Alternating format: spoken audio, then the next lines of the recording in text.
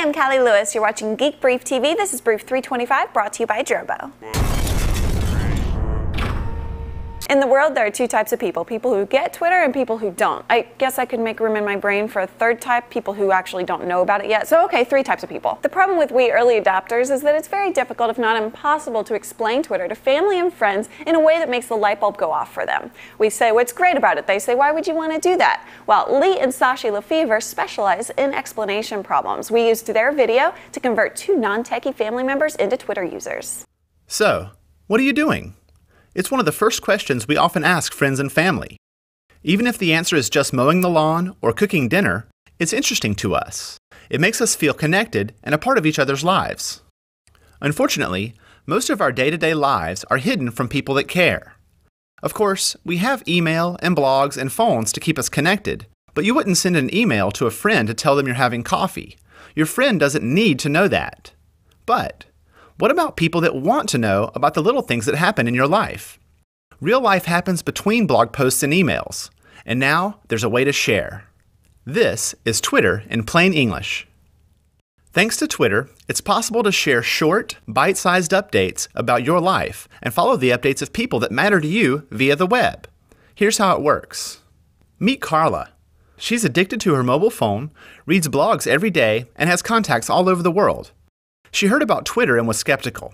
After some of her friends couldn't stop talking about it, she gave it a try. She signed up for free and saw that Twitter pages look a little like blogs with very short posts. Each page is personal and has updates from friends. She got started by looking up her friends on Twitter.com. After finding a few, she clicked follow to start seeing their updates on her Twitter page. Within hours, she began to see a different side of people she chose to follow. She didn't know that Steven in Seattle was a baseball fan, or that Julia in London was reading a new investment book. The little messages from Twitter painted a picture of her friends, family, and coworkers that she'd never seen before. It was the real world. Soon, she became a fan of Twitter and posted updates every day. Her friends followed her updates and learned that she recently discovered a passion for Van Halen. They could see Carla's life between blog posts and emails. For Carla, Twitter worked because it was simple. The updates were always short, under 140 characters.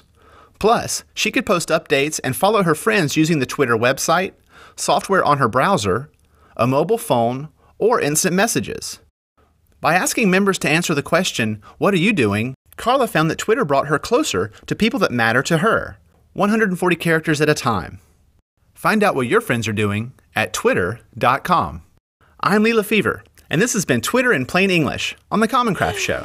This is Lee, one of the two people who made the video, and I'm extremely impressed. Oh, thanks a lot. You've created this video that helped us convert two of our non-techie family members to Twitter, and so I want to know what the origin of it was. I think it has a lot to do with our fans. You know, we receive emails all the time from people that want us to do videos on a number of different subjects, and Twitter was really low-hanging fruit. We're also big Twitter users, so we often want our friends to get on it, and we figured that our videos are often do well in helping people adopt a new technology by explaining it in a more simple to understand way.